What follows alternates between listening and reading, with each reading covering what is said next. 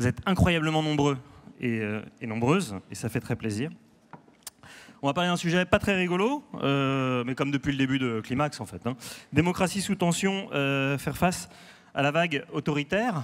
Donc avec nous 3 invités. Marc Berthold, que je vais vous voyer parce qu'on ne se connaît pas encore.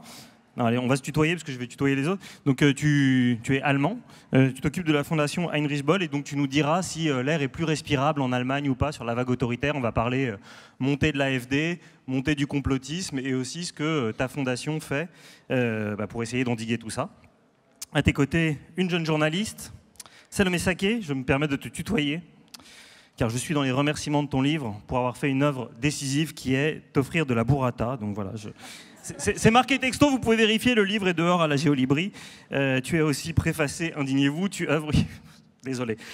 Tu œuvres sur Blast au quotidien. Tu as une rentrée extrêmement chargée avec entre 1 et 2 vidéos par jour pour expliquer le chaos ambiant. Et donc merci d'être avec nous. Et donc ce petit livre qui était sorti il y a 10 mois, Résister. Je viens de regarder, Wikipédia nous dit qu'il y a 272 000 habitants à Bordeaux. Et donc tu as vendu 80 000 exemplaires de plus que tout ce qu'il y a à Bordeaux. Voilà. Donc ça fait 350 000 pour ceux qui n'étaient pas très bons en calcul.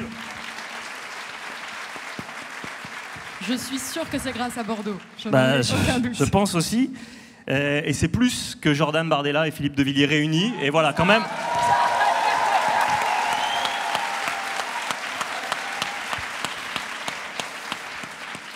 Voilà, et pour finir, celle que Barack Obama appelle Lumir le Prey. C'est pour ça que je pense que Nathalie l'a prononcé comme ça dans un discours qui t'a valu beaucoup d'admiration et de nouveaux fans. Donc, Lumir. L'autrice de ce livre-là, qui pour l'instant est un bide retentissant avec 0 exemplaire vendu, pour la bonne et simple raison qu'il n'est pas encore en librairie. Mais pour vous, peuple de Darwin, il est là à la sortie. Moi aussi, je crois que je... Voilà.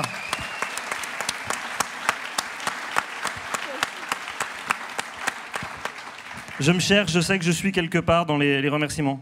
L'humour plein d'honnêteté.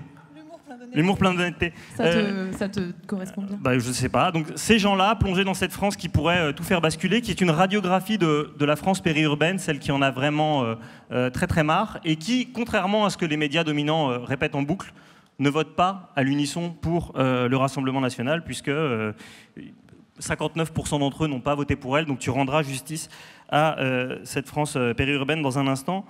Salomé, si tu veux bien, je vais commencer avec toi, pour qu'on essaye de comprendre ce qu'il y a sous tension. Les premiers mots de Résister, c'est une balle dans la tête, ce qui était la proposition qui t'avait été faite à toi ainsi qu'un certain nombre d'activistes, d'avocats, par des militants d'extrême droite pour faire taire la récession. C'était en 2024. Bon, bonne nouvelle, tu es toujours là, donc ils n'ont pas mis leur menace à exécution et on en est content.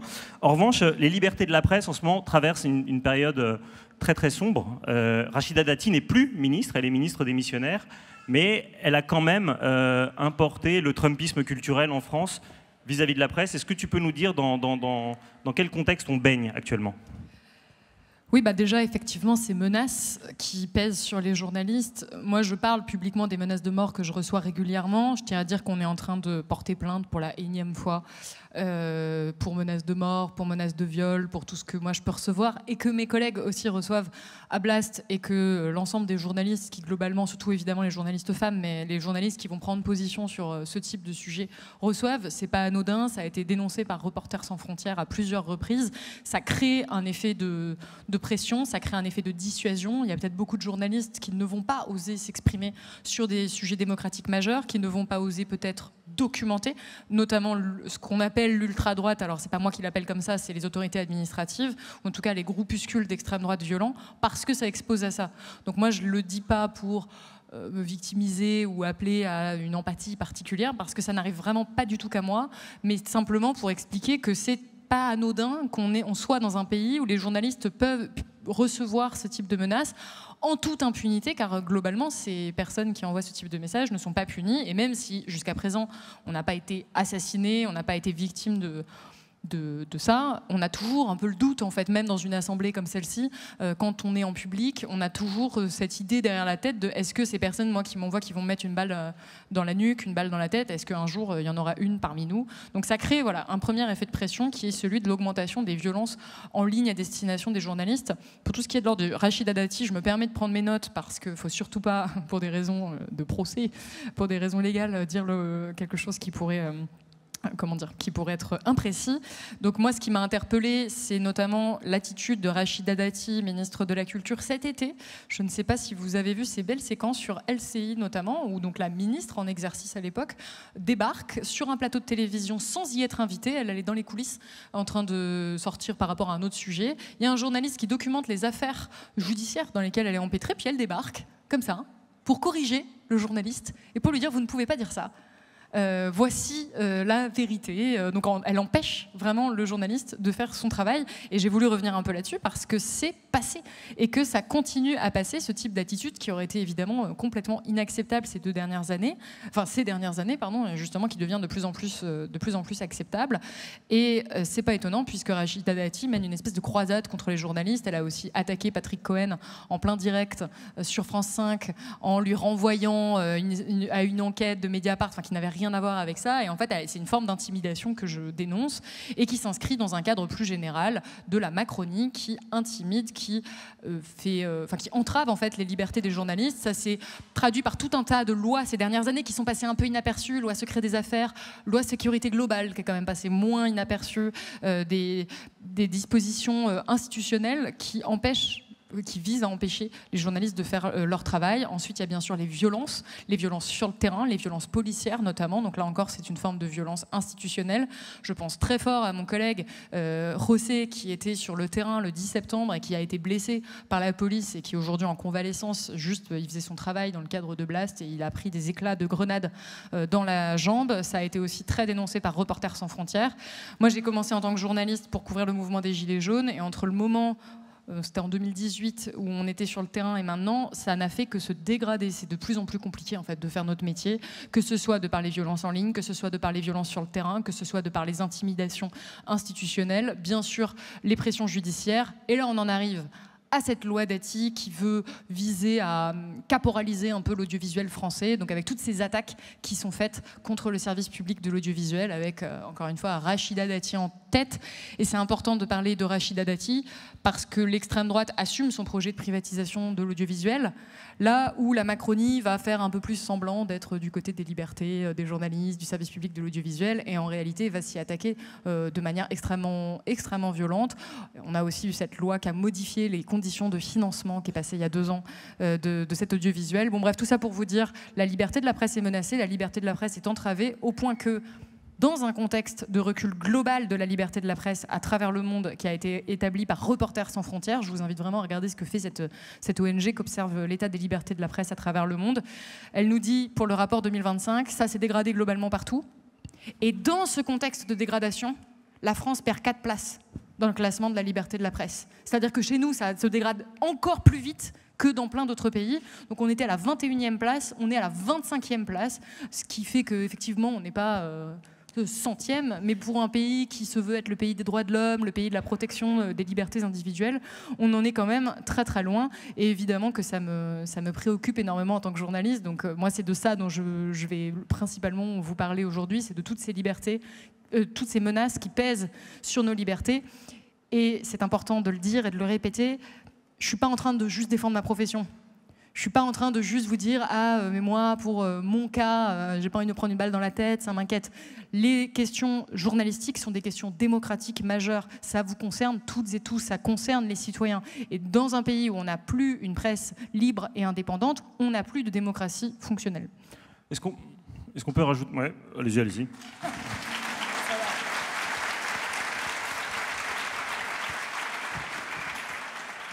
Est-ce qu'on peut rajouter aussi quelques mots sur tous ces journalistes qui sont empêchés de faire leur travail alors que ça n'arrivait pas il y a quelques années? Je pense à des refus d'accréditation dans des événements, évidemment des meetings macronistes, mais pas que. Une grande formation politique de gauche a refusé à un journaliste du Monde de venir à son université d'été.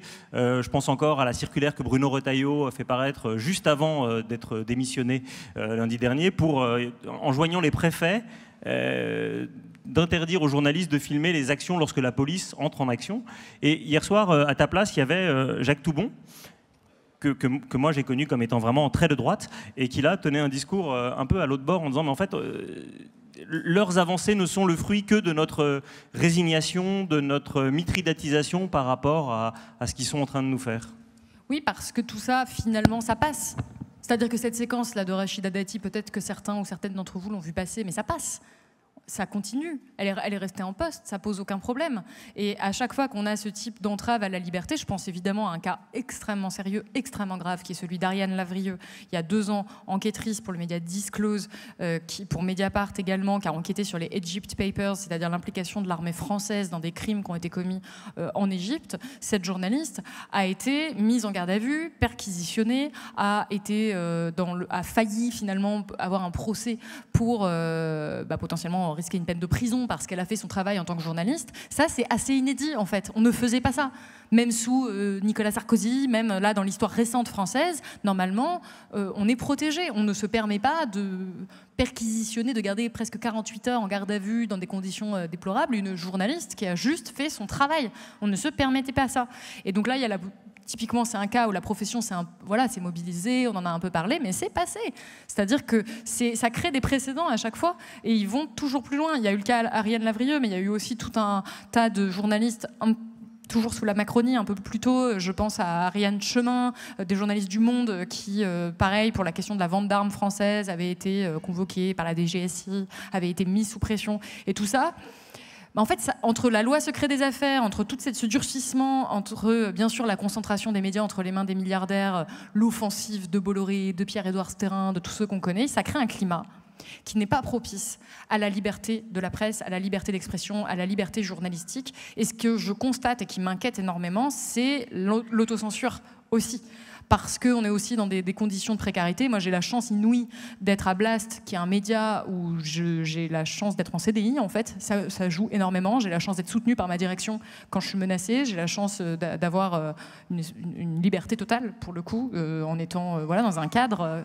Qui est rassurant pour moi, mais ce n'est pas le cas de la majorité des journalistes qui vont subir des pressions de leur direction, qui vont peut-être subir le risque de ne pas être réemployés, qui vont subir le risque d'être complètement seuls face à des menaces. Et donc ça explique aussi le traitement médiatique dont vous êtes témoin de certains événements qui peut être assez frustrant. Et plus le temps passe, plus cette liberté recule. Encore une fois, c'est pas moi qui le dis, c'est le dernier rapport de Reporters sans frontières et tout un tas d'observateurs, puisque le Conseil de l'Europe, l'ONU, des grandes institutions ont épinglé la France pour des attaques aux libertés fondamentales ces dernières années. Et tout ça, c'est l'œuvre de la Macronie et pas forcément de l'extrême droite. Et on a tendance, je dis ça parce que moi j'ai été plus médiatisée sur cette question de l'extrême droite, mais ça ne concerne pas que l'extrême droite. On est en train de créer un terrain qui est propice et qui laisse les outils pour pouvoir aller beaucoup plus loin dans cette répression des libertés. Donc voilà, moi c'est sur ça que je veux mettre l'accent aujourd'hui. Il y a vraiment urgence à protéger nos médias, nos libertés individuelles, la liberté de la presse. Et donc, nous, ce qu'on propose à Blast, mais aussi à Mediapart, dans d'autres médias, c'est de créer des médias indépendants, de créer d'autres modèles de financement. Et ils ne sont possibles que grâce à vous, que grâce à ce public qui va faire acte de protection démocratique. En tout cas, nous, c'est comme ça qu'on le voit, en soutenant tel ou tel média. Et encore une fois, moi, je parle de Blast parce que c'est le mien, mais ça peut être aussi tout un autre tas de médias, d'acteurs, de personnes individuelles. Mais il y a vraiment urgence.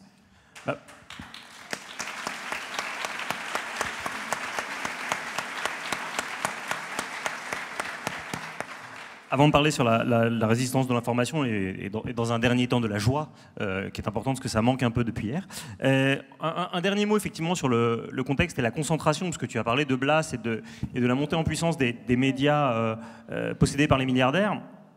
Il se trouve qu'encore très récemment, Bernard Arnault vient de racheter l'Opinion et l'agence de presse AEF, ce qui lui donne le monopole en fait des quotidiens d'information économique. Et Bernard Arnault va céder très vraisemblablement, à l'heure où je parle, j'en parle au conditionnel parce que c'est pas encore fait, mais le Parisien à Vincent Bolloré. Et Vincent Bolloré, c'est tout ce qui lui manque dans son empire médiatique, puisqu'il a des maisons d'édition comme Fayard, dont tu as dénoncé le contrat pour ne pas signer chez un éditeur d'extrême droite. Bravo Loumir.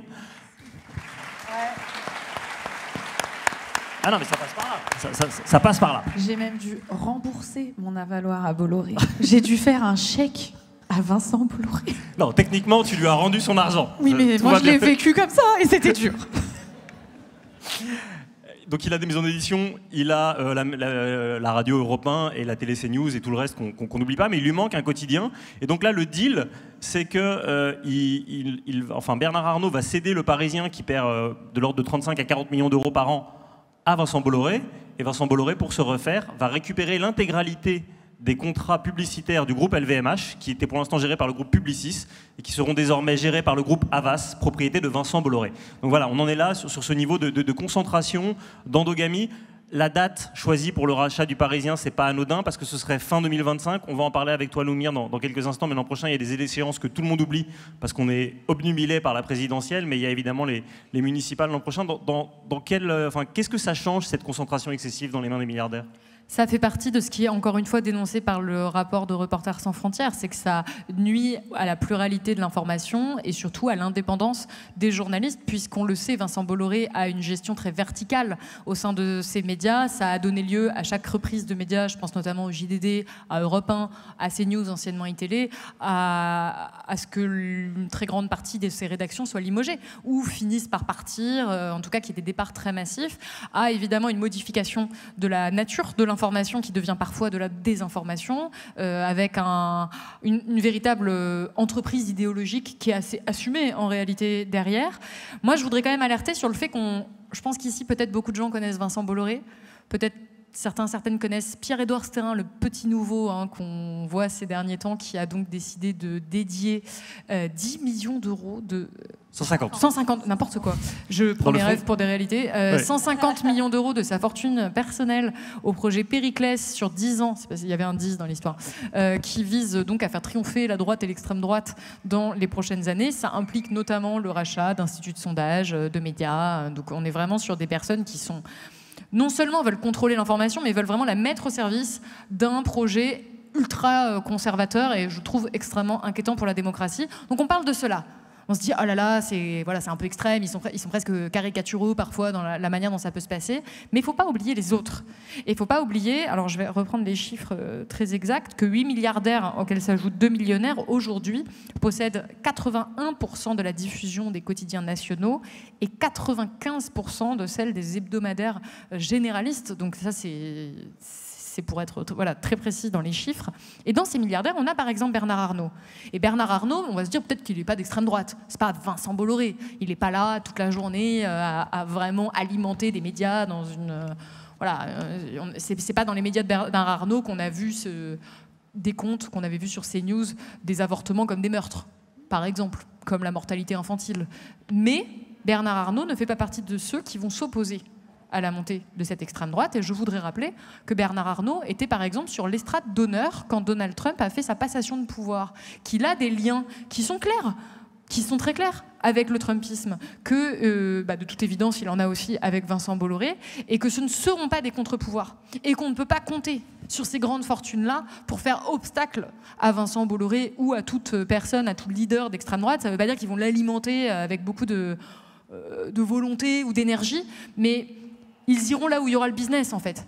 Et si le business, il est sous un régime d'extrême droite, avec un recul des démocraties, avec un recul des droits individuels, il n'y aura pas de problème. Et moi, c'est sur ça aussi que je veux alerter, sur le problème que pose cette concentration. C'est qu'en fait, là, maintenant, il y a plein de milliardaires qui n'ont pas mis leur fortune au service du triomphe de l'extrême droite, mais que si on continue à se décaler encore un petit peu plus, on ne sait pas ce qui va se passer. Et de toute évidence, on en a déjà, comme Bernard Arnault, qui sont en train de montrer très clairement qu'ils ne s'opposeront pas à la progression de ce type de régime. Et donc c'est pour ça qu'on a besoin de cette indépendance. On a besoin d'avoir des médias qui, quoi qu'il arrive, ne vont pas plier, ne vont pas céder à cette vague obscurantistes, je ne sais pas comment dire ça, et qui aussi ont des journalistes qui n'ont pas ce type de pression. Et j'en parle pour avoir été dans d'autres médias aussi. Moi, j'ai pas commencé à Blast, ça n'existait pas quand j'ai commencé. Et je vois bien le problème qu'il y a J'insiste sur la précarité, sur à quel point c'est des métiers qui sont pas aussi simples que ce qu'on veut nous faire croire, et je veux pas faire trop peser sur les journalistes eux-mêmes. C'est un système, c'est des structures dans lesquelles ils sont qui ne leur permettent pas, pour beaucoup d'entre elles, d'exercer correctement leur profession. Je prends le cas d'Europe 1. Moi, je connais des personnes qui travaillaient à Europe 1. C'est racheté par Bolloré. Ces personnes ont un crédit, des enfants, une vie à mener, et c'est pas aussi simple que ça de dire je démissionne, je vais ailleurs dans un marché qui est aussi tendu. Et donc c'est pour ça qu'on doit se battre en tant que société pour avoir des médias pluriels. Et je crois profondément dans le service public de l'information pour ça. Pour moi, l'information, ça devrait être un bien commun, au même titre qu'on a des hôpitaux publics, qu'on a une école publique, qu'on a tout un tas de services qui sont proposés, considérés comme essentiels à la dignité, au vivre ensemble, à la démocratie. On doit avoir, pour moi, un service public de l'information qui est indépendant. Et déjà supprimer la redevance, déjà s'attaquer au financement du service public, c'était déjà un peu entraver ça. Je ne dis pas du tout que le service public est parfait aujourd'hui, mais ça répond quand même encore à cet idéal-là, et on devrait plus essayer de l'améliorer, d'en améliorer l'indépendance, plutôt que d'en couper les financements.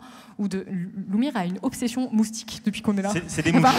Ça me fait trop rire. Non, c'était une moustique. Non. Je suis allergique et je gonfle après, c'est atroce. Du coup, j'essaye de me défendre comme je peux. Mais donc voilà, j'insiste, il faut soutenir les médias indépendants, soutenir le service public de l'information, se battre pour qu'on continue à avoir une diffusion de l'information qui est indépendante, qui est puissante. Et je rajouterai l'élément intelligence artificielle.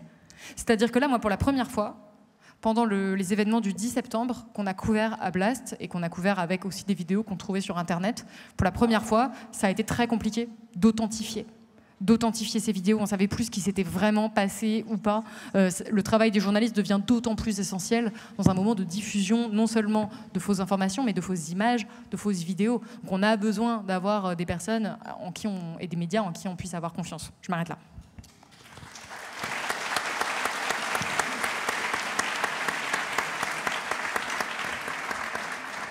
Loumir, je vais venir à toi dans un instant pour avoir des perspectives plus réjouissantes sur comment est-ce qu'on peut s'engager en local. Mais Marc, comment est-ce que vous entendez ce que dit Salomé? On dit souvent que quand on s'estime, on se désole, mais quand on se compare, on se console. Qu'est-ce qui se passe si on se compare à l'Allemagne du point de vue de la vague autoritaire? Vous êtes vraiment le pays d'Europe où imaginez que l'extrême droite soit dans une position favorable aux élections législatives, c'était impensable à cause de l'histoire. Et vous avez des formations, notamment l'AfD, qui assument justement l'héritage du passé et qui sont très très très hauts dans les sondages. Est-ce que vous pouvez nous faire un petit point pour ceux qui ne suivent pas ce qui se passe en Allemagne? Oui, merci beaucoup. D'abord, merci à Darwin de m'inviter. C'est vraiment un grand honneur et plaisir d'être ici avec vous et avec vous. Bon, vraiment, comme tu as dit, à cause de notre histoire de Shoah et Holocauste, on est protégé d'un retour de l'autoritarisme de l'extrême droite. Et on a créé dans la République fédérale aussi un système de scrutin proportionnel pour avoir une diversité des partis, et aussi un système fédéral qui balance le pouvoir en haut du pays. Et honnêtement, depuis 10 ans, on a vu le retour de l'extrême droite. Et maintenant, dans les dernières élections en Allemagne en février, l'AfD, le parti d'extrême droite en Allemagne, est arrivé au 2e rang. Elle est l'opposition la plus grande dans le Bundestag. Et dans l'Est, dans quelques États, ils sont vraiment le parti le plus fort. Et il y a, pour l'instant, encore assez d'autres partis qui peuvent coopérer comme coalition pour éviter de gouverner avec l'AfD. Mais c'est très, très difficile. Et peut-être c'est plus le cas. Et avec la discussion sur les médias, maintenant en Allemagne, on a aussi un média qui s'appelle News, qui est investi par un milliardaire pour la première fois. En réalité, ils sont très très petits, mais ils ont pouvoir maintenant déjà, parce qu'il y a juste quelques semaines, il y avait une élection c'était prévu avoir une élection d'un juge pour le cour constitutionnel en Allemagne. C'est normalement dans le Bundestag, tout était réglé, la coalition, il y avait une majorité de 2/3. Mais News a lancé une campagne contre elle parce qu'elle est pro l'avortement. Et cette campagne était prise par la CDU et CSU, c'est le parti conservateur, jusqu'ici, centre droit. Ils ont annulé le vote et les médias sont sautés sur ce sujet. Cette personne, une juge très très respectée par tous les partis, elle a retiré sa candidature et c'était la première fois et c'était lancé par un médium, comme news, très très petit. Parce qu'elle défendait l'avortement. Oui. Ça veut dire qu'ils ont le pouvoir de faire campagne et il y a d'autres médias classiques qui font des faux équilibres. Ça, c'est vraiment la menace aussi en Allemagne. Pendant 10 ans, les médias publics étaient délégitimés. Ils ont dit que ce sont des gauchistes et tout ça. Ça a marché. On a l'impression que quelques médias publics, la télé et la radio, ont peur d'être très très clairs dans leur message contre l'extrême droite parce qu'ils ont peur déjà de l'arrivée de l'extrême droite. Et il y a aussi quelques journaux en Allemagne qui sont vraiment bougés vers la droite. Die Welt, Die Zeit. Ça veut dire tout ça.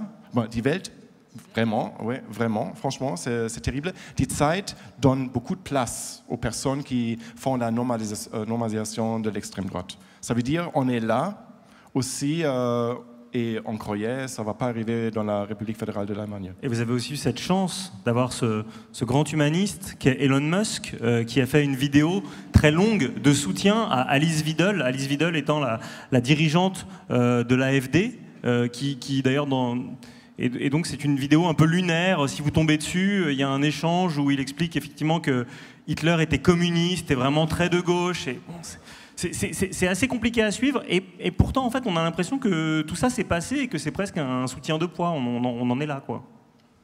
Bon, je crois honnêtement que Elon Musk lui-même, c'était juste avant les élections, le résultat n'a pas beaucoup changé. Mais il y a l'ingérence de la Russie.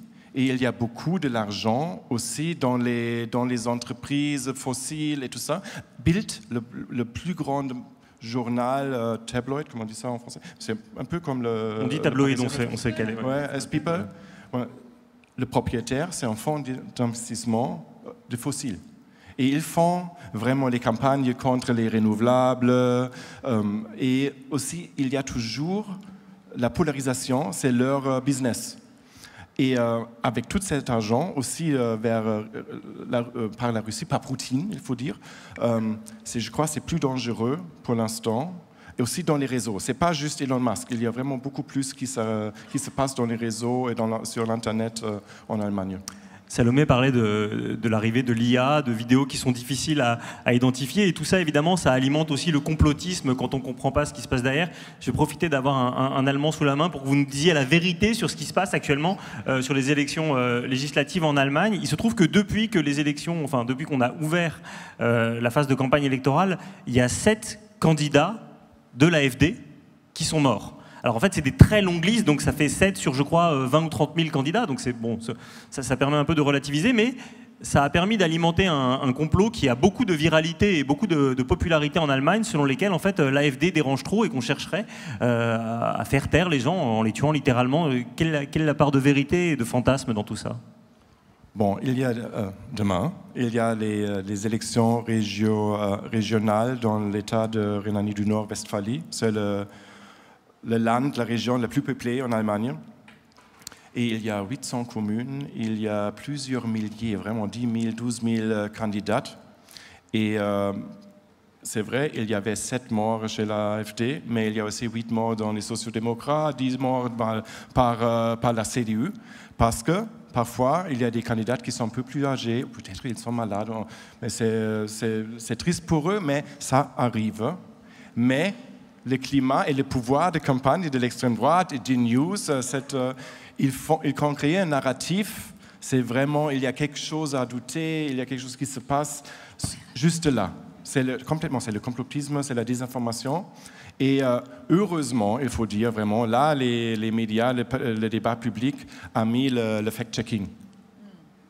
Tu voulais dire quelque chose, Salomé, sur le fact-checking? Non, mais simplement qu'on a vraiment le même problème en France avec cette mise en équivalence. Et c'est vraiment la force de l'extrême droite qui a élargi la fenêtre d'Overton, c'est-à-dire l'espace de ce qui est acceptable. Et c'est là où vous avez du pouvoir, vous qui êtes là, qui nous écoutez, c'est que parmi vous, peut-être, ou votre entourage, vous aurez des personnes qui vont utiliser des concepts d'extrême droite, des idées d'extrême droite, ou qui vont se dire « je ne suis pas trop d'accord avec ça, mais c'est une idée acceptable ». Et c'est ça la victoire de l'extrême droite, c'est de réussir à contaminer le débat public avec des fausses informations, avec des idées complotistes, et d'en faire des idées qui valent même le coup qu'on en discute. Et c'est le cas avec le grand remplacement, c'est le cas avec typiquement ce type de théorie complotiste. Et en France, on n'a que ça. Et on en a de plus en plus dans des médias, même du service public, qui prennent de plus en plus d'espace. Et ça, c'est une stratégie. C'est une stratégie qu'ils ont théorisée, qui a notamment été théorisée par Steve Bannon, l'ancien bras droit de Donald Trump, qui avait dit dans une interview qu'il fallait flood the zone with shit, inonder la zone de merde, jusqu'à ce que cette merde, je le cite, justement, puisse être dans le débat public, qu'on finisse par en discuter, qu'on finisse par se demander, mais effectivement, cette juge, en fait, en Allemagne, est-ce qu'elle est bien clean? Est-ce qu'elle ne serait pas une militante d'extrême gauche parce qu'elle défend l'avortement? Et en fait, peut-être que vous n'allez pas être d'accord, vous n'allez pas vous dire que c'est une militante d'extrême gauche, mais vous aurez peut-être le doute. Dire, mais s'il y a autant de médias qui disent ça sur elle, c'est peut-être qu'il y a quand même... il n'y a pas de fumée sans feu. Et ça, c'est vraiment une stratégie assumée de l'extrême droite, et c'est une stratégie coordonnée et internationale, puisque tous ces groupes, on l'a dit, Elon Musk a soutenu Alice Weidel, a soutenu Giorgia Meloni en Italie, Marine Le Pen soutient Donald Trump a soutenu Marine Le Pen suite aux actions de justice. Nous, par exemple, un des gros complots qu'on a eu là récemment, c'est Marine Le Pen qui aurait été condamnée parce que les juges sont des juges rouges. Et ça, c'est une information dont on a discuté sur des médias de chaînes d'information généralistes qui ne sont pas censés être des médias d'extrême droite. Et c'est ça, moi, sur quoi je veux mettre en garde en tant que journaliste et sur quoi je veux alerter, c'est aussi cette coordination internationale via des congrès comme le congrès de Madrid récemment, des Patriots for Europe, donc qui sont tous ces grands groupes d'extrême droite qui ont cette vision, qui inclut des médias, qui inclut aussi ces théories complotistes, qui vont se rencontrer, qui vont se dire « Ok, comment on fait pour prendre le pouvoir ?» Il y a aussi des réseaux d'argent. Je renvoie une vidéo sur ta chaîne qui a été faite par Usul et Lumi dans une émission qui s'appelle Rhinocéros. Ils ont fait toute une émission sur le réseau Atlas, qui est effectivement un réseau avec des think tanks, des extrêmes droites du monde entier qui sont organisés, parce que malheureusement il y a une droitosphère, il n'y a pas vraiment de gauchosphère du monde entier. Bon, faut dire, il y a moins de dirigeants de gauche au pouvoir. Ceci explique cela. Et puisqu'on parle de droite, d'extrême droite et des États-Unis, Loumir, je t'ai présenté avec ce merveilleux livre qui est en avant-première pour vous, peuple de Darwin, et pour te présenter plus complètement, donc tu es activiste, et si tu as été cité par Barack Obama, c'est parce que tu as gagné la bourse Fulbright et que tu as passé, là tu viens de revenir en France il n'y a pas longtemps, mais tu as passé 6 mois très auprès des Trumpistes pour étudier leur motivation, les ressorts de leur vote, et essayer de faire comprendre si effectivement ils sont juste, comme on essaye de nous le dépeindre souvent, uniquement fachos, fâchés, pas fachos, etc. Et tu as fait des parallèles des deux côtés de l'Atlantique.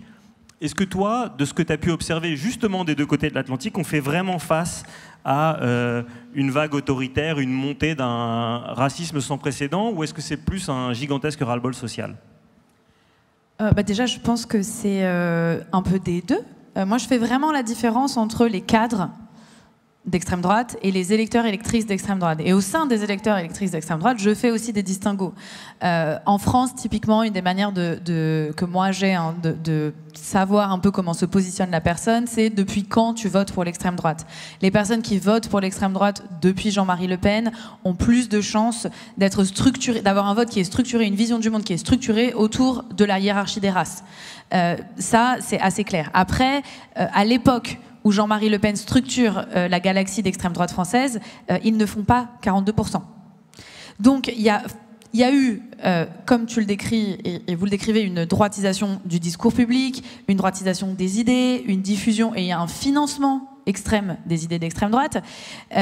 Mais moi, ce que j'ai vu, et ce que je vois en France et ce que j'ai vu aux États-Unis, c'est aussi tout un peuple qui vit dans la misère du capitalisme, créé par le capitalisme, parce que quand on en est... là, Elon Musk est en train de devenir un trillionnaire, ce qui n'avait jamais existé encore. Juste pour vous donner une petite unité de comparaison, si on compare les euros avec des secondes, 1 million de secondes, c'est 11 jours, 1 milliard de secondes, c'est 32 ans, et 1 trillion de secondes, c'est 320 000 ans. Donc en fait, voilà à quel point cet homme est riche. Et il faut expliquer aux gens comment c'est OK qu'on crée cette société. Parce qu'en fait, n'importe qui à qui on explique, oui, toi, tu vas vivre dans ta voiture alors que tu travailles pendant que Elon Musk, lui, est en train de bunkériser une île entière à Hawaï comme Zuckerberg. Enfin, c'est tellement zinzin qu'il faut expliquer aux gens pourquoi tout va bien. Oui, ça paraît un peu bizarre, mais en fait, c'est quand même de la faute des trans. Et moi, ce que je trouve...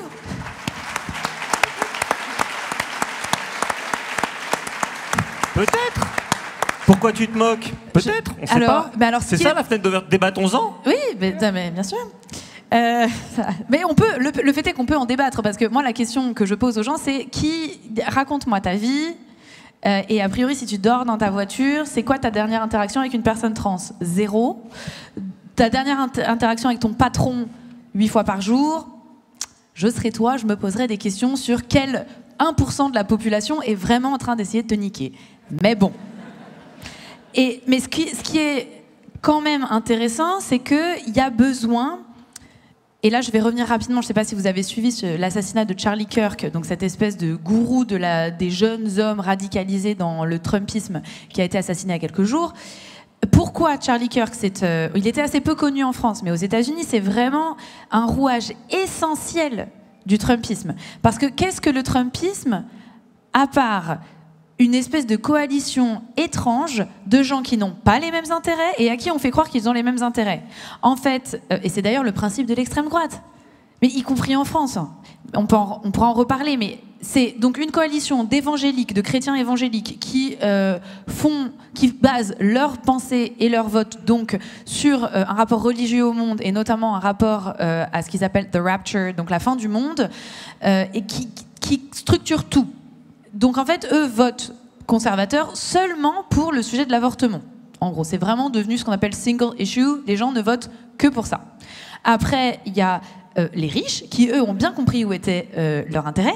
Et puis, ça ne fait pas gagner une élection, ça. Donc il faut d'autres gens. Et pour gluer tous ces bouts de gens ensemble, il faut quelqu'un qui est capable de créer de la colle. Et c'est ce que faisait Charlie Kirk, en fait. Charlie Kirk, il avait bien identifié qu'il y avait aux États-Unis une misère absolue. Je ne sais pas si parmi vous, il y a des gens qui ont été aux États-Unis, mais c'est inimaginable pour nous, en France, qui, malgré toutes les défaillances de notre système social, vivons dans une démocratie fonctionnelle et surtout dans un pays où, a priori, quand vous travaillez à plein temps, vous ne vivez pas dans votre voiture. Alors, je ne minimise pas la misère sociale qui monte en France, la pauvreté qui explose. Enfin, je veux dire, on peut carrément en reparler. Hein. Et d'ailleurs, ça informe aussi le vote RN français. Mais là, on est sur un niveau c'est le laboratoire de l'enfer capitaliste. C'est pas pour rien que c'est aux États-Unis que sont testées des nouvelles formes de gouvernement, notamment le techno-féodalisme, qui est le rêve de Peter Thiel et tous les copains de Elon Musk, qui, en gros, consisterait à une série de cités-États gérées par des, je cite, techno-césars, où, en gros, on revient au système de la mine, où, en fait, vous travaillez dans une corporation qui vous finance votre logement, qui vous donne à manger. En fait, si on prend Amazon, vous habitez dans des logements Amazon, vous êtes payé en points Amazon, vous dépensez votre argent chez Amazon, et le jour où vous êtes viré d'Amazon, voilà. Et donc, ça, c'est la réalité sociale dans laquelle les gens vivent. Une réalité où moi, dans les endroits où j'étais, un tiers des hommes de mon âge, c'est-à-dire la trentaine, sont des anciens combattants de l'Irak et de l'Afghanistan, sont revenus avec des traumas ou des blessures dans un système qui ne les réinsère pas, qui ne les soigne pas, qui ne les accompagne pas, dans un système où il n'y a plus de travail parce que c'est un bassin industriel minier où les mines et les usines ont fermé. Et donc ces gens-là sont en colère. Et la question devient, qui capte cette colère? Et c'est là où Charlie Kirk, il était essentiel, c'est qu'il a réussi à, par plein de manières, mais à capter cette colère et à la rediriger pour créer cette colle qui permettrait d'agrémenter, enfin comment on dit Agréger, voilà, merci. Les riches, les fondamentalistes chrétiens et les pauvres. Et ça, C'est très très fort. Mais je veux dire, ça, ce n'est pas nouveau non plus. Quand on regarde la création du racisme aux États-Unis, il naît sur les plantations. Pourquoi ? Parce que les exploitants blancs, ils voient, avant que l'esclavage soit racialisé, et donc en fait on hérite un statut d'esclave, les gens arrivaient en bateau aux États-Unis et ils étaient esclaves pendant quelques années, et puis après ils étaient libérés. Et là ils se sont dit, bah ça c'est pas pratique, parce que quand même ce serait plus pratique d'avoir des gens qui travaillent tout le temps et qu'on n'aurait jamais besoin de payer. Et là ils se sont dit, mais attends, les gens ils vont bien se rendre compte que nous on est 4 et eux ils sont 50, et du coup s'ils veulent gagner, ils vont gagner. Donc qu'est-ce qu'on fait ? Eh ben, plutôt que de les diviser sur la classe, on va les diviser sur la race. Donc qu'est-ce qu'on fait ? On donne quelques petits privilèges aux blancs, on met dans la loi la séparation raciale, et on espère qu'ils vont pas s'en rendre compte. Et on finance ça correctement, hein, enfin à coup bien sûr de propagande et de vrais privilèges, petits privilèges, mais au final vous restez quand même le cul dans la merde, hein, vous me permettrez l'expression, mais enfin, je veux dire, c'est pas parce que quand vous êtes mineur de fond, vous pouvez parfois être contremaître que vous êtes riche. Faux. Et ça, ce qui est à l'œuvre aux États-Unis est à l'œuvre en France aussi. Moi, je viens d'une zone rurale et périurbaine, ce merveilleux département de l'Ain, premier département de France, dans la liste, et dans mon cœur. Tout le monde sait le situer sur une carte ? Oui. Oui, elle vient de l'Ain, je pense. Après, l'Ardèche, c'est un petit peu mieux, si je peux me permettre. Voilà, ça y est. Ça part. Dans ton livre, tu expliques quand même que tu essayes d'expliquer d'où tu viens et que tu finis par dire, bon, entre Lyon et Genève, et là, les gens voient. Et là, les gens disent, ah, ben, je m'étais jamais demandé ce qu'il y avait entre ces deux villes. Eh bien, il y a nous, les Andinois. Et là, c'est là que moi, je veux vous dire, surtout si vous avez autour de vous des gens qui, comme le décrivait Salomé, glissent vers une pensée fascisante. Ou, ça c'est quand c'est cohérent, mais ou vers de la colère qui cherche des responsables. Moi, ce que je constate sur le terrain, c'est que les gens sont très en colère parce qu'ils ne sont pas idiots et ils se rendent bien compte qu'il y a 10 ans, avec 50 €, ils faisaient X de courses et maintenant ils font la moitié et qu'en fait, ils sont saoulés. Et ils cherchent des responsables à leurs problèmes. Et c'est là que l'extrême droite est très forte parce qu'elle donne des responsables aux problèmes. Et que nous, il faut aussi qu'on arrive à structurer une pensée qui dit clairement alors ça, moi je suis pas journaliste, hein, je suis activiste, donc je vous dis clairement ce que je pense. Et moi ce que je pense, c'est que le capitalisme forcené dans lequel on vit aujourd'hui est responsable des problèmes des gens. Et que tant qu'on ne le dira pas... Vous êtes un public facile. Tant qu'on ne le dira pas, les gens chercheront des explications. Et il y a beaucoup d'espoir chez les personnes, ce qu'on appelle les fâchés pas fachos, les gens. Enfin, en gros, le vote est tellement volatile. Et si vous connaissez des personnes qui votent parfois pour le RN, parce qu'en fait, on est loin d'un vote organisé, systématique, etc. pour l'extrême droite. Souvent, les gens, ils votent pour le RN parce qu'ils aiment bien Marine, pour le député du coin à droite parce qu'ils l'aiment bien, pour les municipales, c'est sans étiquette, pour les européennes, oh oui, les écolos, pourquoi pas. Parfois, ils sont vénères, ils votent Asselineau. Enfin, ça n'a pas de sens. Et donc, c'est une chance pour nous. Ça veut dire que ce vote est volatile et qu'il peut être regagné. Tu veux dire un mot ? Oui. Oui, pour étayer ce que tu dis, moi c'est quelque chose que j'aime bien rappeler aussi, c'est que j'ai aimé que tu commences par dire, moi je demande aux gens depuis combien de temps ils votent à l'extrême droite ou au Rassemblement National, et il faut rappeler qu'en 2017, il y avait 9 députés Rassemblement National à l'Assemblée, et on est passé en 2024 à 150, enfin environ 150, donc 8 fois plus.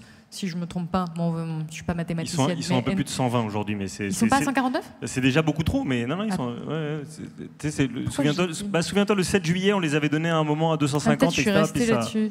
Ils sont juste 120 ? Je vais vérifier. Je sais que c'était 90. On va faire du fact-checking, mais c'est pardon, déjà bah oui, beaucoup trop. Vas-y. Pour moi, c'était 149, mais peut-être que je confonds avec les macronistes. Tu disais, je demande aux gens depuis quand ils votent. Bon, bref, je sais qu'ils sont beaucoup plus, mais surtout en 7 ans, en 8 ans. C'est vraiment très peu. C'est-à-dire qu'il y a 8 ans, on avait juste 9 députés. On n'était pas du tout à ce niveau d'explosion de l'extrême droite. Donc c'est bien que c'est... Allez, je vais faire le tour de la Garonne sur les genoux. 143 députés pour le RN. Allez, un point Salomé Saké, voilà. Merci, j'ai 140. On se retrouve tous après cette conférence au bord de la Garonne. Bah non, parce que j'ai une autre conférence à animer après. Le mansplaining en direct. J'expie ça. Non, mais en tout cas, t'es contente de tes méthodes. Elle a appris des meilleurs. Hein. C'est pour dire que c'est récent. Et qu'il y a plein de personnes qui, il y a encore quelques années, n'avaient pas du tout adhéré à ça et donc qui ne sont pas structurées depuis 10, 15, 20 ans autour de ces idées-là, de ce vote-là. Et moi, je suis convaincue qu'on peut encore convaincre, qu'on peut encore faire changer de direction des personnes qui peuvent aussi être attachées à la démocratie et donc en mettant en lumière notamment le risque démocratique. Je m'arrête là. Comme il y a vraiment une assemblée très nombreuse, je voudrais qu'on laisse la parole à la salle. Juste chacun de nous donner quelques mots de résistance, peut-être, ce qu'on peut faire. Marc, quelques mots sur ce que fait peut-être ta fondation ? Avec plaisir. Bon, nous sommes une fondation politique de l'Allemagne, nous sommes proches mais indépendants des Verts. Et nous travaillons dans une soixantaine de pays dans le monde pour créer un dialogue entre l'Allemagne et ces pays. On travaille ici à Paris, en France et en Italie. Et la raison d'être, c'est vraiment de créer des liens de la société civile sur l'environnement, pour la démocratie, contre la haine, contre les racismes, contre les violences, entre la France et l'Allemagne. Et je pense vraiment dans ces temps-ci, mais vraiment, il faut vraiment penser cette lutte contre l'autoritarisme dans une manière transnationale et aussi inclusive, vraiment. Parce qu'il ne faut pas se diviser, parce que ceux qui ne se sont pas touchés aujourd'hui seront touchés demain. Et c'est pourquoi nous, on crée des liens, on fait des échanges avec des groupes sur l'écologie pour le climat. On a fait un événement avec Salomé et Luisa Neubauer, qui est un peu la militante la plus connue en Allemagne pour le climat. On travaille avec les associations dans les banlieues, dans les ruralités, sur la connexion soit sur la justice sociale, justice environnementale et aussi la démocratie. Parce que la confiance dans la démocratie est très très basse là où il n'y a pas d'infrastructure, où il n'y a pas de possibilité de trouver un boulot. Ça veut dire qu'on veut créer des liens pour apprendre ensemble, mais aussi pour lutter ensemble. C'est ce qu'on fait. C'est ce qu'on est aussi pourquoi ici à Darwin, pour le Climax comme partenaire. Merci beaucoup.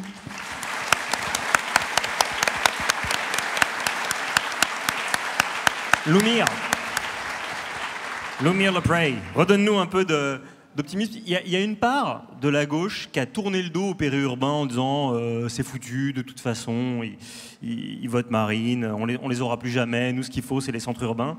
Tu rappelles dans ton livre, chiffre à la pluie, que 59% des gens ne votent pas pour le Rassemblement national dans les communes périurbaines. L'an prochain, il y a des élections municipales. 72% des communes en France font moins de 1000 habitants. Donc là, on est à un échelon où on peut aller serrer toutes les pognes, aller discuter avec tout le monde. Qu'est-ce qu'on fait? C'est quoi tes petits trucs et astuces pour nous sortir de là? Alors, oui, mon obsession actuelle, c'est les élections municipales. Déjà, s'il vous plaît, présentez-vous. S'il n'y a pas de liste chez vous, alors je sais qu'en ville, c'est un peu différent, il y a des jeux politiques, etc. Si vous habitez dans une commune de moins de 3000 habitants, il y a de fortes chances que vous puissiez faire des listes sans étiquette, dont l'objectif est simplement de gouverner la commune en collectif. Vraiment, s'il vous plaît, je pense que un des enseignements de ces dernières années, c'est que personne ne va venir nous sauver. Nous, seuls, pouvons nous sauver. Il n'y a pas de grand Manitou qui va débarquer, un homme providentiel qu'on va élire comme président qui va tout changer. Ça n'arrivera pas. Et c'est pas grave, parce qu'on est assez pour changer les choses. Moi, je le crois vraiment profondément. Donc, s'il vous plaît, présentez-vous aux élections municipales. Et en fait, par ailleurs, syndiquez-vous. Rejoignez des organisations autour de chez vous. Je pense que quelque chose qu'il faut comprendre, c'est que le vote RN et l'idéologie d'extrême droite se propagent en même moment que la vision individualiste de la société. Parce que dit le RN à part? Les autres sont un danger pour vous. Que s'ils gagnent, alors toi tu perds. Être ensemble, c'est une charge, c'est pas une chance. On ne pourra pas lutter contre le RN sans lutter contre cette vision du monde. Et la meilleure manière de lutter contre cette vision du monde, c'est de faire ensemble. Devenez représentant de parents d'élèves. Faites un groupe WhatsApp au niveau de votre quartier ou de votre village.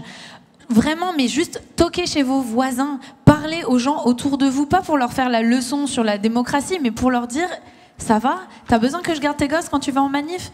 Est-ce que t'as besoin je sais pas, qu'on passe du temps ensemble? Qu'est-ce que toi t'aimerais bien changer dans le quartier? En fait, tout ça c'est à la portée de tout le monde.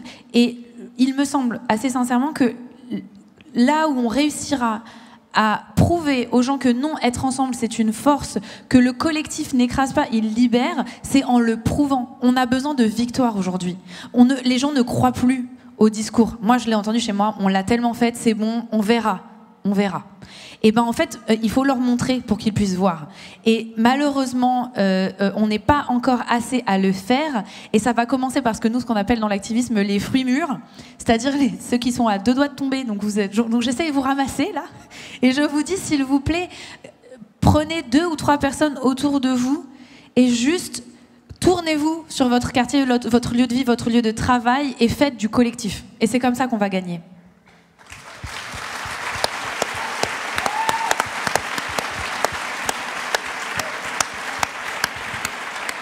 Et vous aurez noté, parce que c'était filmé, que Loumir s'est engagé à garder mes filles jeudi prochain pour que je puisse aller en manif le 18 septembre. Avec plaisir. Avec plaisir.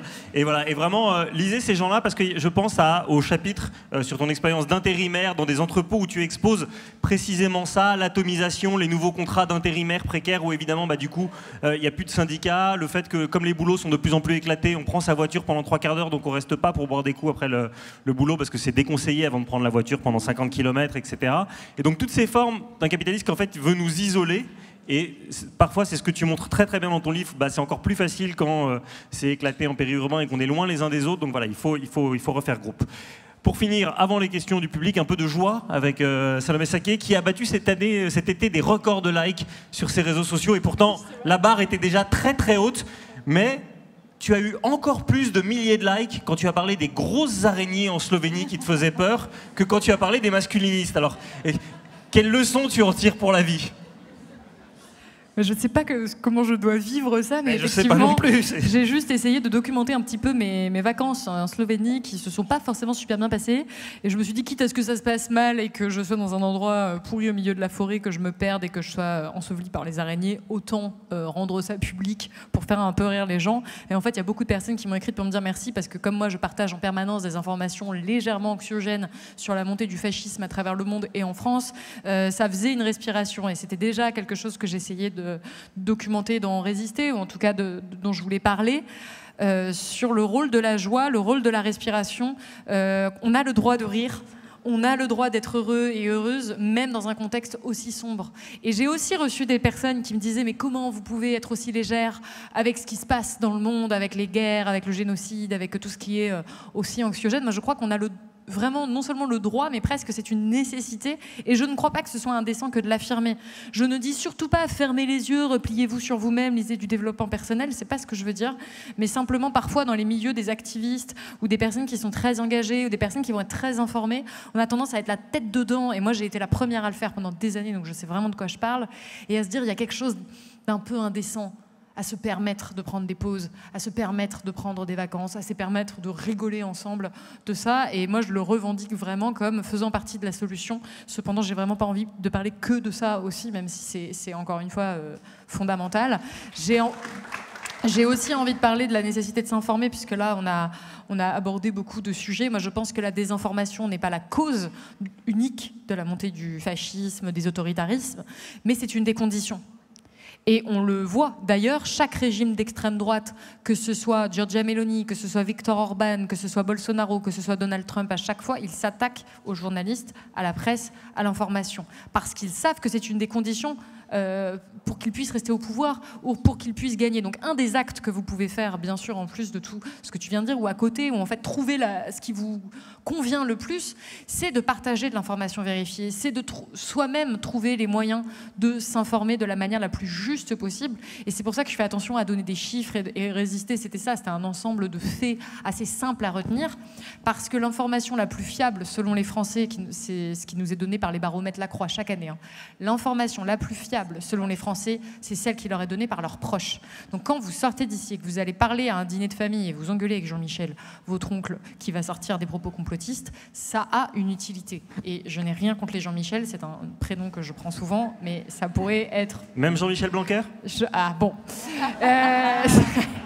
Non, mais c'est absolument fondamental de donc partager l'information autour de soi, que ce soit sur les réseaux sociaux ou que ce soit bien sûr dans des je disais des dîners de famille, mais ça peut être avec des collègues, ça peut être dans le milieu associatif, ça peut être avec vos amis, tous ces endroits où on va prendre le temps de débattre, où on va prendre le temps de parler sur plusieurs jours, sur plusieurs mois, sur plusieurs mêmes années, parce qu'on ne change pas tout de suite de pensée, on ne sort pas comme ça de boucles de désinformation. Ensuite, vous pouvez bien sûr soutenir les médias indépendants ou pas d'ailleurs, au sens où de ce qu'on entend par médias indépendants, souvent c'est autofinancé, mais il y a aussi des médias qui ont, je sais pas, toute la presse écrite, voilà, qui ont besoin de soutien, donc payer la presse, acheter la presse quand on le peut, les médias au sens très large, et aussi soutenir les ONG, je dis Reporters sans frontières, et il y en a une deuxième qui est née il n'y a pas très longtemps et que je trouve très utile, qui s'appelle l'OFALP, l'Observatoire français des atteintes à la liberté de la presse, qui recense tout ça, donc voilà, vous avez plein de moyens d'agir. Nous, ce qu'on espère, je crois, c'est qu'en sortant de là, vous aurez juste envie de faire ce qui vous convient le plus, mais en tout cas, surtout,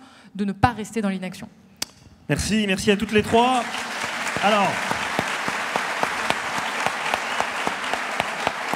juste pour rétablir une vérité factuelle, la cellule fact-checking de Darwin a vérifié, il y a 125 députés Rassemblement National. Le reste c'est Éric Ciotti. Donc on va aller tous les deux à genoux dans la Garonne, Salomé, ça va être super. Et on vous apporte un micro, levez la main, on va grouper les questions parce que vous êtes très nombreux. Qui a le micro?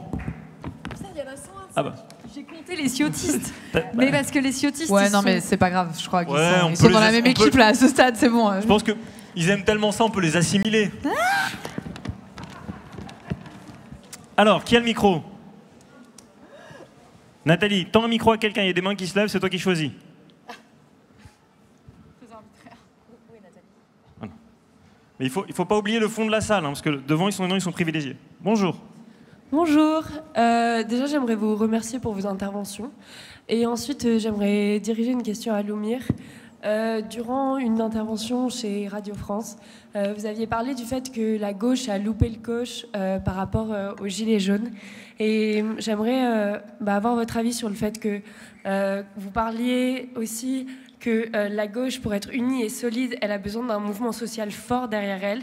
Et comment vous expliquez aujourd'hui que la gauche a du mal à aller chercher... excusez-moi, je suis essoufflée, à aller chercher justement le peuple. Et par exemple, le 10 septembre, il n'y avait pas un parti ou même une association qui l'a vraiment repris. C'était vraiment des initiatives et ça s'est surtout relayé sur les réseaux sociaux. Donc comment vous expliquez que la gauche aujourd'hui a du mal à s'unir déjà, on sait que c'est une question d'ego, mais à aller justement chercher la base, le peuple, pour être un mouvement fort, un parti fort. Voilà. Ah mais je pense que c'est une excellente question. Moi, c'est celle qui m'habite le plus, je pense. Donc, je n'ai pas toutes les réponses, clairement. Si ça vous intéresse, j'ai écrit un article en libre accès encore sur ma newsletter qui s'appelle Plouc Power. Et oui. Sur justement ce que la gauche et les syndicats peuvent apprendre du mouvement Gilets jaunes, que moi j'ai vécu de l'intérieur et où vraiment j'ai été très triste de voir que ma famille politique était à ce point passée à côté. Je pense qu'il y a eu des vrais progrès par rapport au mouvement des 10 octobre. Il faut le dire, il y a eu plusieurs partis politiques de gauche, enfin la totalité des partis politiques de gauche, cette fois, ont dit qu'ils soutenaient. Avec à part un député socialiste, je crois. On a dit de gauche. Le fact-checking est vivace, là. Moi, je suis unitaire. Oui, mais bon, c'est pas moi qui l'ai dit. Je crois qu'il y a plusieurs éléments qui font que ça a bougé. C'est que déjà, les Gilets jaunes ont permis de montrer au monde le mépris social monstrueux que la gauche organisée, donc Gilets jaunes, ONG, partis politiques de gauche, ressentait pour les classes populaires rurales. Là où je nuancerais, c'est quand même qu'il faut le dire, la France insoumise fait un travail assez extraordinaire en banlieue, notamment, et en Outre-mer aussi. Elle est mauvaise chez les classes populaires rurales blanches. Ça, voilà. Et je pense, pour moi, il n'y a pas de partis de gauche qui sont très bons sur le sujet, parce qu'on est vraiment... La gauche a deux approches. Une première approche qui dit il ne faut pas parler de racisme et de discrimination parce que ça divise les classes populaires. Alors en fait, les classes populaires sont déjà divisées, donc ne mettre le problème sous le tapis ne va pas le résoudre. Et une autre approche qui dit on n'a plus besoin d'eux, ils sont ontologiquement racistes, on va trouver d'autres gens et faire un espèce de package avec les jeunes, les personnes éduquées, les banlieusards. Moi, je trouve que dans les deux cas, c'est oublier que les gens sont intelligents, en fait. Et qu'on peut tout à fait dire au peuple, aux classes populaires blanches et aux classes populaires racisées, et en fait au peuple de gauche qui a envie d'égalité, qui a envie de justice sociale, qui a envie de justice environnementale et fiscale. Vous venez d'horizons différents. Vous n'avez pas toutes et tous vécu les mêmes choses. Ton expérience de personne portant un foulard doit être entendue. Moi, je suis désolée, je ne peux pas dire qu'on ne parle pas de l'islamophobie, qu'on ne parle pas de l'antisémitisme, qu'on ne parle pas de l'homophobie, parce que ça ne correspond pas à l'expérience d'une majorité des classes populaires rurales. Ça n'est pas vrai. Par contre, il faut aussi pouvoir parler de ce que c'est de vivre à 45 minutes d'une maternité, de ce que c'est de devoir de faire les 3-8 et d'allumer la télé et de se sentir insulté par les gens qui sont censés nous représenter, de ce que c'est de travailler dans une usine où il y a 55% d'intérimaires et il n'y a donc pas de syndicalisation possible. Et moi, je pense fondamentalement qu'on peut construire, qu'on doit construire un discours de gauche qui fait la synthèse de toutes ces expériences sans les nier, sans dire non mais si c'est pas majoritaire ça nous intéresse pas, parce que c'est ça que nous on propose, c'est être ensemble avec des intérêts qui convergent alors même qu'on a des expériences sociales qui sont différentes. C'est ça qui fait notre force, moi je crois. Et je pense qu'on peut y arriver, et je finis juste là-dessus, avec un mouvement social fort. Et c'est pour ça que quand je vous dis que profondément je ne crois pas que quelqu'un va venir nous sauver, c'est vraiment, moi je me suis présentée aux élections législatives en 2022, j'ai fait une campagne de 10 mois qui a été vraiment merveilleuse, et je le dis d'autant plus que c'était pas du tout que grâce à moi, que j'avais vraiment une équipe extraordinaire, et qu'on a vu que les gens, ils ont envie de s'engager. Ils cherchent parfois des cadres, ils cherchent de la motivation, mais on ne peut pas juste voter une fois tous les 5 ans. Là maintenant, la menace fasciste est devant nous. Il faut se resyndiquer, il faut absolument s'organiser au niveau, comme je disais, du lieu de vie, du lieu de travail, du lieu d'études. Et on a besoin, à tous ces niveaux, de personnes qui font de la place à toutes les composantes françaises, y compris les classes populaires blanches rurales, qui doivent trouver leur place dans la famille de gauche. Ouais. Juste, il reste 20 minutes. On va essayer d'être plus rapide dans les réponses suivantes, parce qu'il y avait plein de mains qui étaient levées. Oui, allez-y. Bonjour, Jean-Luc. Je travaille à SNCF Réseau. J'étais gilet jaune, je suis indigné. J'ai vu l'évolution de ces mouvements.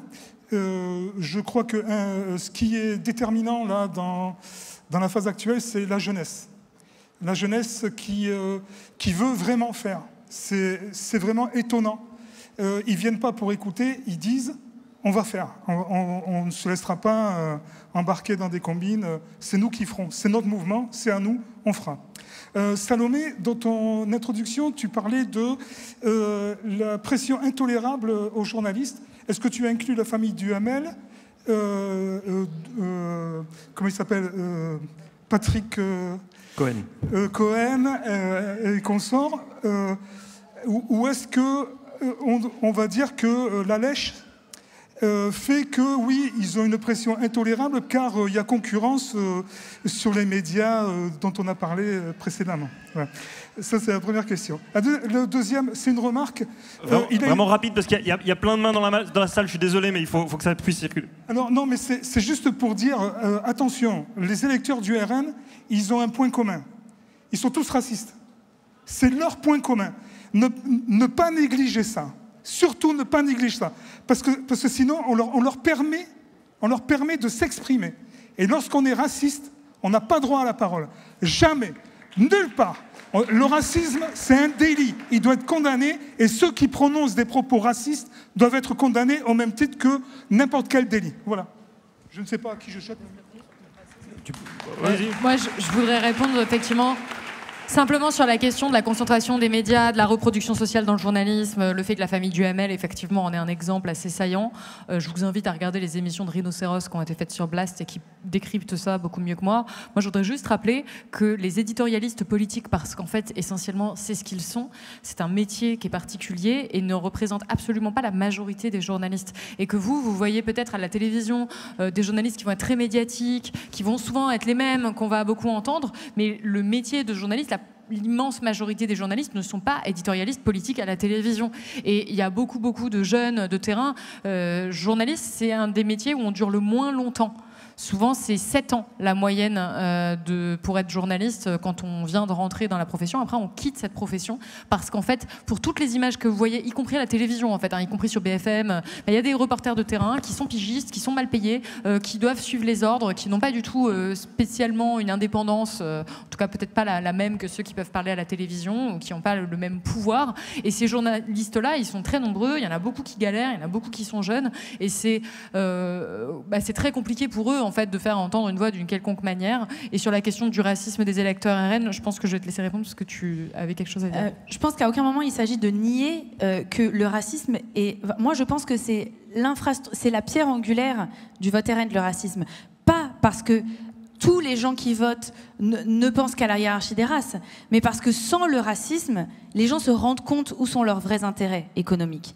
Et c'est pour ça que je dis qu'il ne faut pas mettre le racisme sous le tapis, parce que tant qu'on ne parlera pas de racisme, on n'arrivera pas à dire aux gens pourquoi est-ce que tu privilégies des libéraux qui ne vont pas t'aider, toi, dans ta vie. Mettons qu'on vote par égoïsme, parce que je pense qu'il faut être honnête, pour beaucoup, on vote pour soi. Il faut expliquer en quoi le racisme profite au capitalisme, et que sans racisme, il n'y a pas de capitalisme. Parce que sans racisme, les gens se rendent bien compte que leurs intérêts convergent beaucoup plus sur la classe qu'autrement. Et donc bien sûr qu'il faut parler du racisme et bien sûr qu'il ne faut à aucun moment le laisser passer. Mais par contre, je pense que dire « si tu votes RN, alors tu es raciste, donc je ne te parle pas », moi, ça me pose problème. Parler avec et dire ce que tu dis, c'est complètement OK, c'est deux choses qui sont très différentes. Mais moi, je fais de la politique et je considère que abandonner le dialogue avec... Je ne parle pas de gens qui théorisent le grand remplacement, hein, je parle des électeurs et électrices. D'accord ? Moi, je ne parle jamais avec des cadres du RN. Vous êtes des adversaires politiques, voire des ennemis. Ça ne m'intéresse pas ce que vous avez à dire. Par contre, ma voisine Arlette, qui votait communiste, qui vote parfois PS, qui vote RN, ça m'intéresse de dire... Attention, parce que là, tu es en train de racialiser les rapports sociaux, tu es en train de trouver des ennemis qui ne sont pas les bons. Et je pense que si je lui dis « t'es une conne » et que je ferme la porte, ça ne change pas le problème. Et moi, ce qui m'intéresse, c'est comment est-ce qu'on empêche ces gens d'arriver au pouvoir. Tant qu'il y aura des électeurs et des électrices RN, il y aura un risque RN en France. Peu importe que ce soit Bardella, peu importe que ce soit Marine Le Pen, tant qu'il y aura des gens qui seront prêts à voter pour ça, il y aura un risque. Et pour avoir... Juste pour rebondir là-dessus, pour avoir beaucoup étudié la rhétorique de l'extrême droite, ça fait partie de leur rhétorique que de dire « Regardez, les personnes qui se disent progressistes sont méprisantes, ne veulent pas vous parler, ne veulent pas vous écouter. » Et je pense qu'il faut vraiment faire la distinction, effectivement, entre les cadres d'extrême droite qui ne sont pas du tout des personnes qui sont là pour avoir une discussion, en fait. Sur un plateau de télé, moi, je ne vais pas débattre avec l'extrême droite non plus.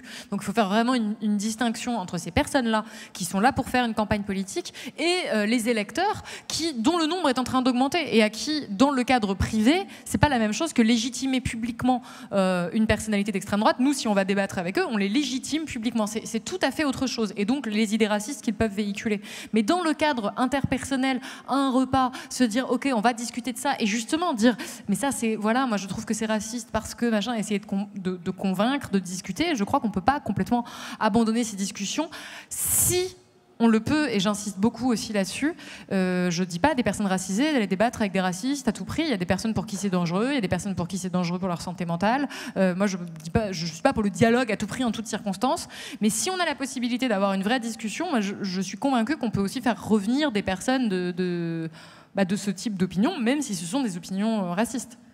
Tu veux faire un éclairage d'Allemagne ? Oui, parce que plus tôt dans le débat, on a dit que pas tous les voteurs des RN sont de l'extrême droite.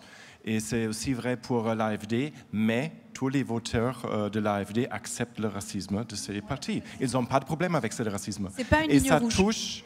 Ça touche aussi le centre et la gauche en Allemagne parce qu'ils même les Verts, je représente une fondation qui est proche des Verts. Les Verts en Allemagne sont très très blancs. Ça veut dire les partis du centre et de gauche, il faut ouvrir les portes à la diversité de la société. Et après ça, ça devient beaucoup plus difficile d'être raciste parce qu'il y aura des gens qui diront non.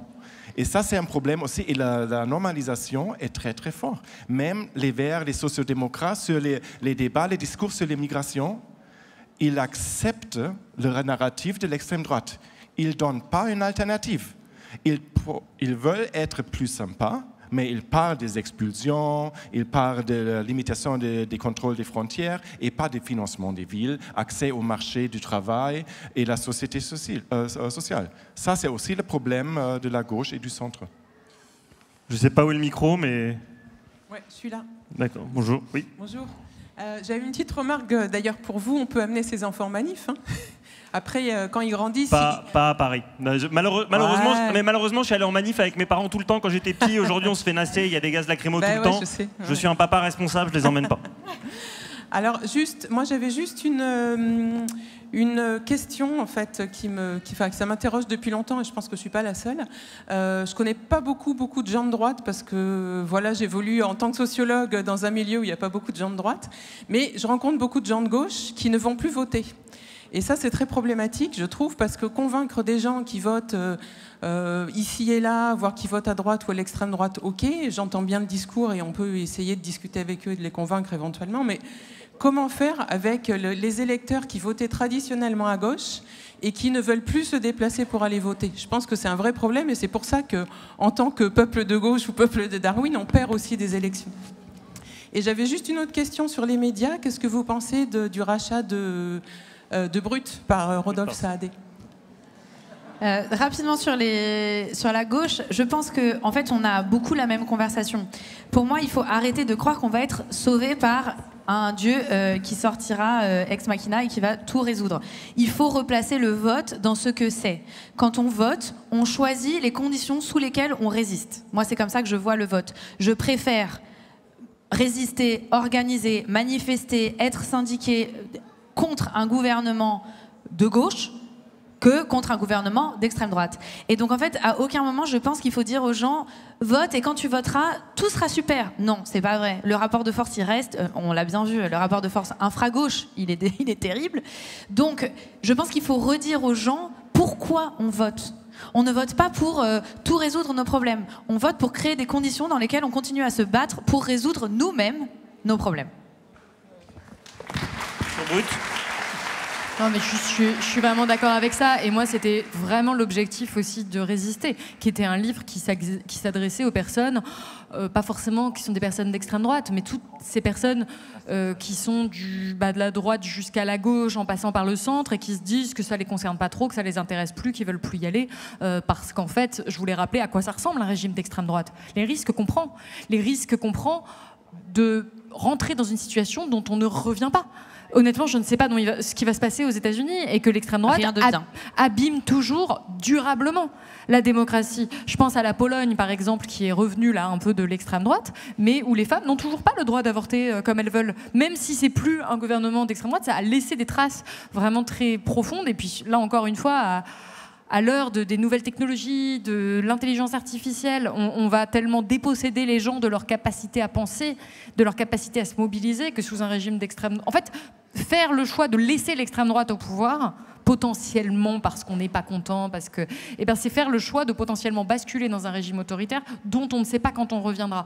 Et moi, c'est ça que je voulais juste rappeler avec des faits très précis, avec des chiffres, avec des sources pour dire est-ce que vraiment vous voulez prendre ce risque-là? Et si vous voulez pas voter, moi, c'est pas mon rôle de journaliste de vous dire pour qui vous votez. Simplement, ayez bien conscience du risque que vous prenez. Sur Brut, effectivement, la question se pose encore une fois de la concentration de l'information, de l'influence des milliardaires sur les modèles économiques, sur la ligne éditoriale.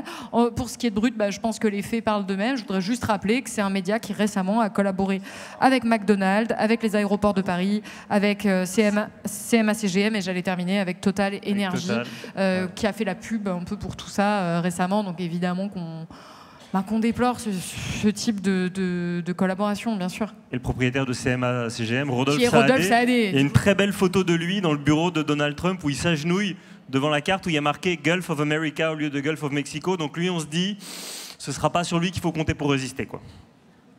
Où est le micro? Oui. Ah. C'est Nathalie qui choisit. Hein. Bonjour. Bonjour, merci pour vos interventions à tous les trois. Juste une remarque à Loumir, qui justement, là, je rebondis juste sur la liste de ces entreprises qui viennent d'être citées. On a fait tout à l'heure un petit écho à Zuckerberg. Et donc, du coup, si vous dites faire collectif avec un groupe WhatsApp, il y a une petite antinomie, donc préférant Signal.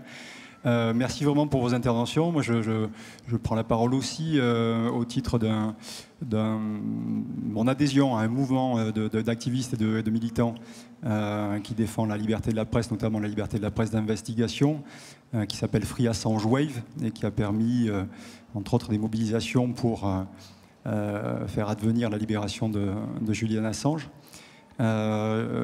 Pour faire collectif, vous l'avez dit, engagez-vous sur les prochaines municipales.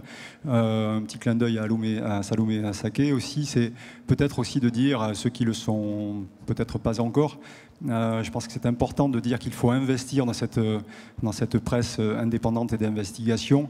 Et comme on peut penser peut-être que c'est pas si difficile, je peux en témoigner aussi, d'être un élu local et de faire une liste, même apartisane.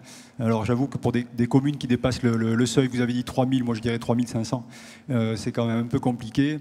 Mais je peux témoigner d'une petite expérience ici sur Bordeaux Métropole avec une liste qui nous a permis d'avoir deux élus municipaux qui s'appelaient À gauche autrement, mais qui demandaient à chacun de laisser les chaussons des partis à la porte. Donc c'est possible.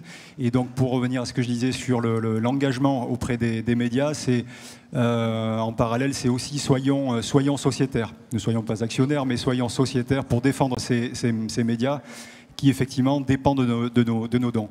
Et merci aussi à monsieur le représentant de la Fédération Heinrich Böll. Juste témoigner d'un petit passage à son stand. C'est important, je pense, pour l'auditoire ici.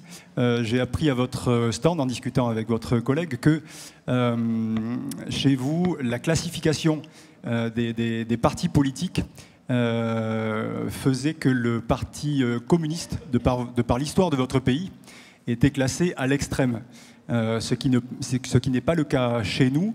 Je dis ça parce que j'ai eu une question d'une collègue qui me demandait comment la décision du Conseil d'État qui avait dit que LFI n'était pas extrême, puisque c'était une attaque qui était posée par le RN. Qu'est-ce qui définissait chez nous l'extrême, etc. Chez nous, c'est le ministère de l'Intérieur et quelques historiens qui peuvent faire un peu référence quand le Conseil d'État doit se prononcer. Et du coup, j'ai été étonné que chez vous, le PCF soit classé extrême gauche. D'accord.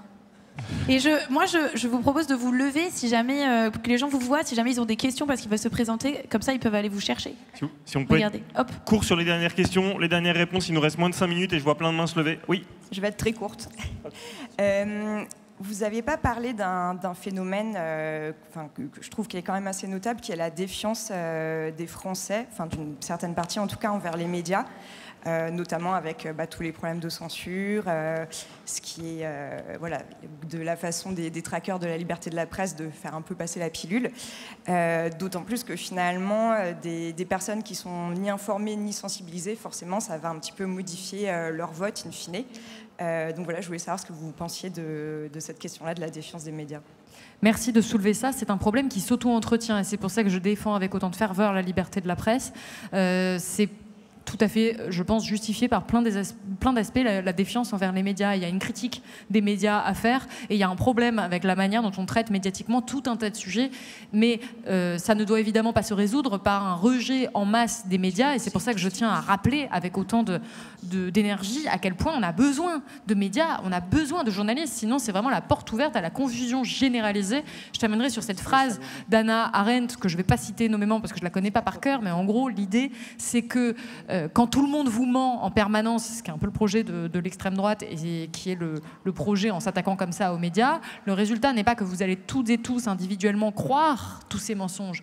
Le résultat, c'est que vous ne saurez plus qui quoi croire et qu'on va sombrer dans une forme de relativisation de tout et dans une confusion généralisée. C'est pour ça que c'est si important de se poser ces questions médiatiques, de la concentration des médias. Quels médias on veut? Quel service public? Quels médias indépendants? Comment ça fonctionne? Le fonds à la presse? Ce sont des questions démocratiques qu'il faut absolument se poser. Et pour rebondir sur la remarque de monsieur tout à l'heure sur les municipales, sur les médias, sur la manière dont on peut s'engager, on est en septembre 2025, on est à 1 an et demi de la présidentielle de 2027, on est à 8 mois des municipales.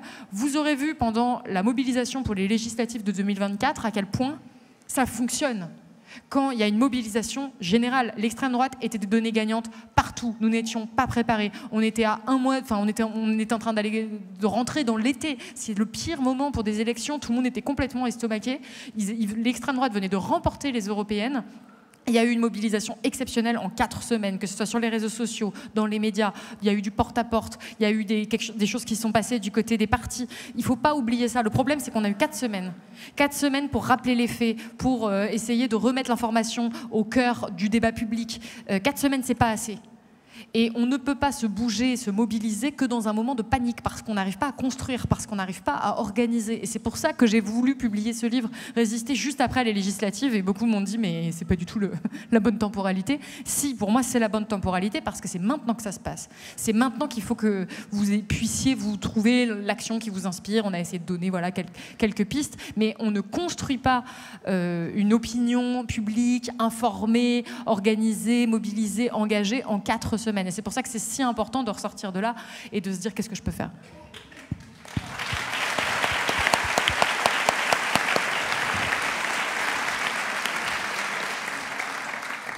Oui, merci de vos interventions. Puis ça remet un peu, visiblement, ça rebooste, hein, ça fait du bien. Oui, c'était pour vous donner... Je suis Rosa, membre de la Ligue des droits de l'homme et journaliste indépendante. Donc, j'interviens à double titre pour vous donner une information. Il y a un peu plus d'1 an, a été créée une coopérative média qui permet, donc, je vous lis, puisqu'on a beaucoup travaillé ensemble, participer à la coopérative citoyenne des projets médiatiques libres et indépendants. Nous sommes citoyens, citoyennes, médias indépendants, structure du monde de l'économie sociale et solidaire. Ensemble, nous voulons donner à la presse les moyens de jouer pleinement son rôle démocratique. Donc cette coopérative, elle vous attend, tous et toutes, pour permettre... Et là, on ne choisit pas notre média indépendant, on aide tous les médias indépendants.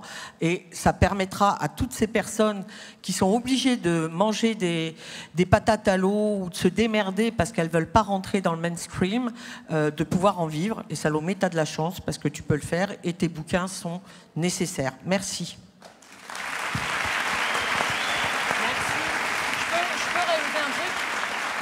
Il nous reste 5 secondes, donc c'est comme tu sens. Non, juste vraiment très très rapidement pour rebondir sur ce que vous venez de dire. Merci beaucoup pour ça. Et là, on a parlé encore une fois de choses qui étaient assez sombres. On a évoqué la joie. Je voudrais terminer sur cette joie qui peut aussi être provoquée par l'action collective, parce qu'il y a quelque chose de terrifiant à l'époque, évidemment, qu'on est en train de traverser. Je pense que si vous êtes là, c'est que vous avez un minimum de conscience de l'état du monde. Et honnêtement, là, je parle vraiment en mon nom. Parfois, c'est dur. Franchement, parfois, c'est dur. Parfois, je rentre chez moi, j'ai juste envie de pleurer, j'ai juste envie de tout arrêter. J'en peux plus, en fait, même moralement, en termes de santé mentale. Et je sais qu'on est plein à être comme ça. Et moi, ce qui me fait tenir, ce qui me fait du bien et qui même me rend heureuse, en fait, par bien des aspects, c'est d'être entourée de personnes qui agissent.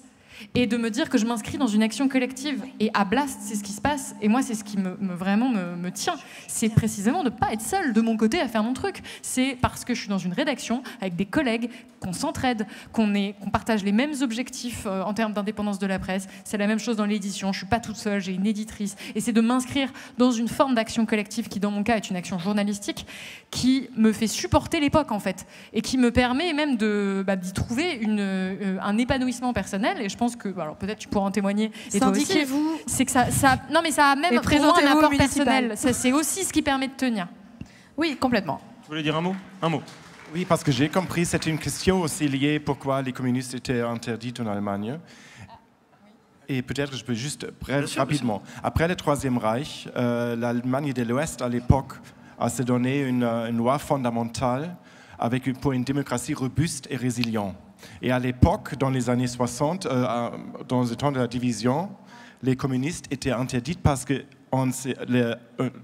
les cours ont dit les communistes en Allemagne, c'était différent en France, ils voulaient détruire la loi de base, la loi fondamentale de l'Allemagne de l'Est. Et maintenant, il y a aussi un débat si on peut interdire l'AfD, parce qu'il y a cette clause dans notre Constitution. Mais ça, c'est très contesté, si c'est trop tard. Mais dans l'histoire de l'Allemagne de l'Est, il y a aussi des partis de l'extrême droite qui étaient interdites en Allemagne.